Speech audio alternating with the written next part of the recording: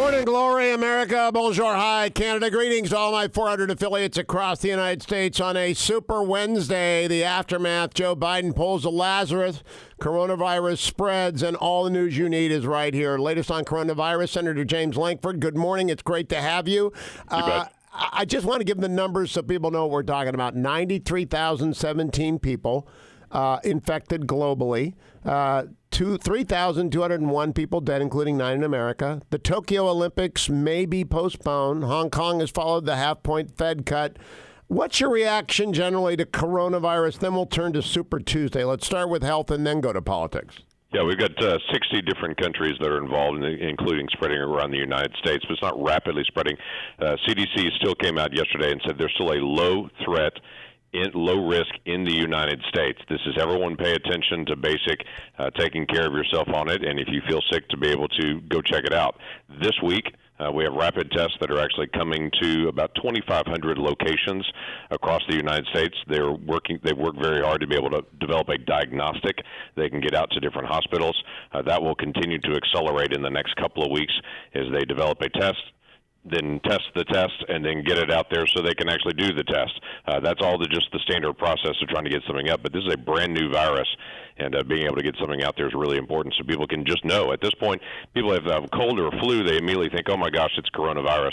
It'll be helpful for people to actually get a faster test that they can actually develop or determine which way that their health is going. You know, it's kind of useful, although I wish him a quick recovery, for the Pope to have gotten a cold, because he got a very public cold, and people in Italy were worried he had coronavirus. He said, no, I just had a cold. I got tested. It's not. People will get colds. They will get the flu.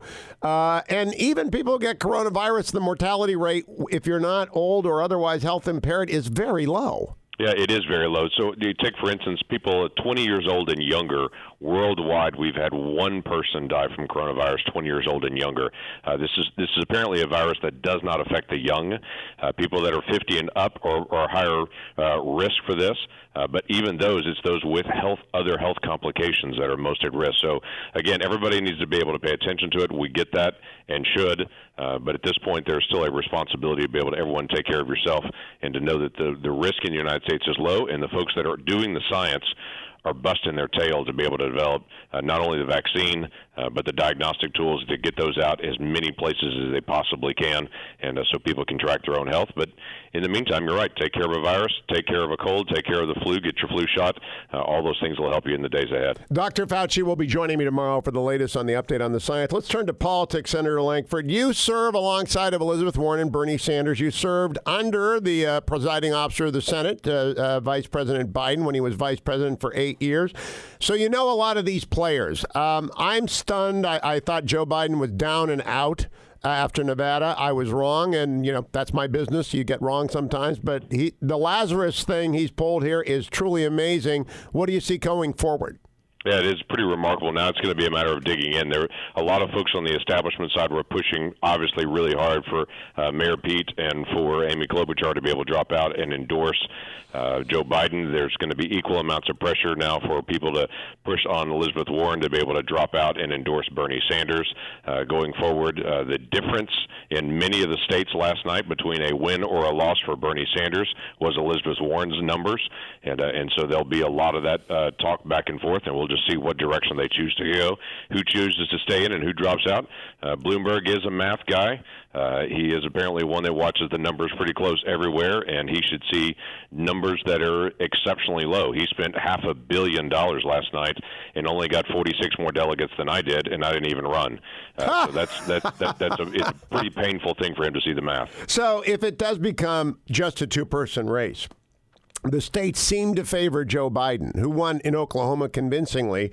And right. When you look at a Democrat who wins in Oklahoma versus a Democrat who wins in Vermont, and you move to Michigan, Ohio, and Pennsylvania, you kind of think the Democrat who wins in Oklahoma is going to do better than the Democrat who wins in Vermont, don't you? So here's the interesting little factoid. If you go back to 2016, Bernie Sanders overwhelmingly beat Hillary Clinton in Oklahoma. So you look at 2016 Oklahoma, where Bernie Sanders wins in a head-to-head with Hillary Clinton. He loses head-to-head with Joe Biden. That means Joe Biden versus Donald Trump. How does that race play out? We're going way ahead. How does that race play out? Oh, that's impossible to be able to track right now. You and I both know predicting tomorrow what's going to happen and who's going to drop out later on today is tough to do. But you look at the side by side of accomplishments, side by side of the task. Both those folks have experience being around the White House, but you look at the incredible economy that we have right now and what's happening in jobs, what's happening in the recovery, what's happening in just world trade, and how he's handling it.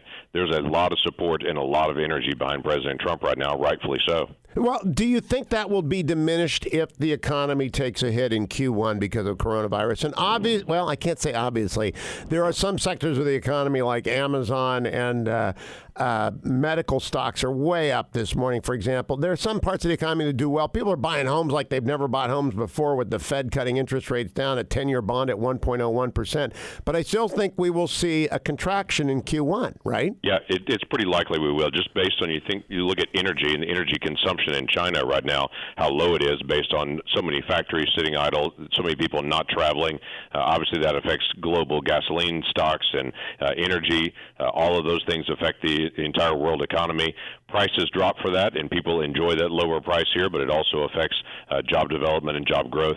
That's a significant part of our economy. So we'll see how this balances out.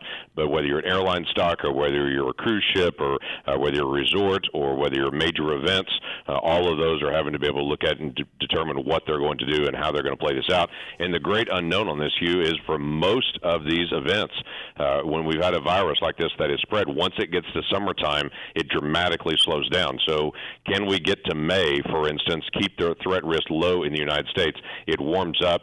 We see less movement. It gives more time for us to be able to develop a vaccine while we have lower infection rates, and then we're able to get on top of it by the fall. We don't know that yet, but that is a hope for everyone to be able to see a dramatic drop, and that would affect the economy a lot in the summer and fall. So, Senator Lankford, looking ahead to the rest of the political year, does anything except confirmations get done in the United States Senate and the Congress? We need a stimulus, obviously. It would be very good for the economy given the coronavirus contraction. But I don't see this Congress effectively operating, do you? No, I don't. So the hope is to be able to get the appropriations work done. There is an agreed-upon number to be able to go through to be able to get that complete. I'm doubtful even that will get done. What we have seen in previous times is we get close to appropriations being done. It all breaks down in negotiations, and we punt it till after the election. Nominations will be a major part of what we'll continue to be able to do. We still hope to be able to finish some things on prescription drugs. We're very, very close on this. It's something that's been negotiated for a very long time, but I'm doubtful that Democrats are going to vote for something that the president strongly has supported all along and give him a big win right before the election. So I would assume at the very end they will step back and say, no way, we're not going to agree to this. This is crazy, and that they'll walk away from it and give some excuse when it's something that has been very close for a long time. But will they pay a political price for that, Senator? Will they pay a price for that if they walk away from prescription drug reform? Because that is actually one of the issues that polled very, very strongly on people's minds. That, again, it's a great unknown. I would expect they would walk away and say the president didn't want to cut prices for prescription drugs enough. We wanted to do a lot more, and he wanted to do less. And so it's all his fault, and it becomes everyone pointing at everyone else. And I think the American people just throw up their hands and say, I don't know which one it was on that one, and walk away. And we've seen that before. There's lots of times that we've had items blocked in the Senate, and the minority has then walked away and said, you know what's not our fault, when the whole time it really was theirs in the background, killing a bill as it move through, so they can walk away and say this is a do-nothing Senate, and so it's not our fault. So again, American people don't track it that much.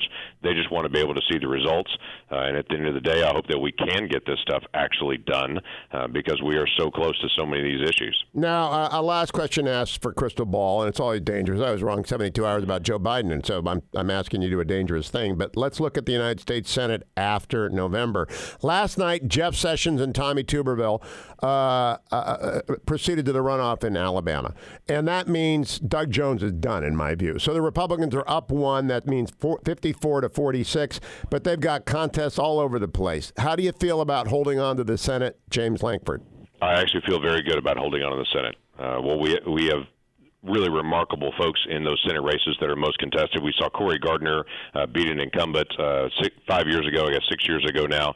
He is a remarkable leader in the Senate, so that race in Colorado will be tight and tough, but he's a great leader on that. The people of Maine know Susan Collins extremely well. There has been outside spending against Susan for now a year and a half, just pounding on her with negative ads over and over again. But the people in Maine know Susan, and so we've got some really tough races that are out there, but we've also got some great folks, and that's what makes the difference. I think Martha McSally is tough in Arizona. I believe Tom Tillis is tough in North Carolina, David Perdue in Georgia. I'm pretty optimistic as you are, Senator Lankford. We will see. Please keep coming back and have a very good day in Washington if that's possible.